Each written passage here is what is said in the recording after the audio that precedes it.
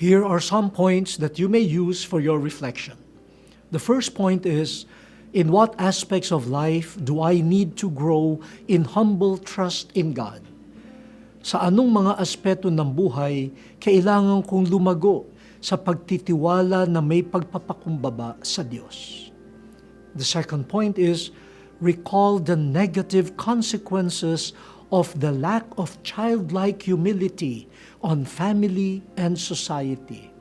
Alalahanin mo nga ang mga pangit na nagiging bunga kapag nawala ang pagkabatang pagpapakumbaba, lalo na sa pamilya at sa lipunan.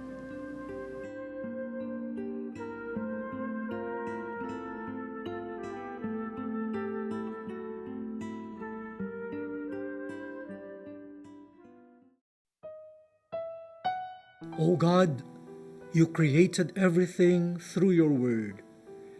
As we contemplate you in the scriptures proclaimed and heard today, renew us as your children and as brothers and sisters to one another. Amen. My friends, thank you for joining me this morning. May the Lord present in the scriptures make your heart burn for love of Him and move you to love others. Until next Sunday, only here on The Word Exposed.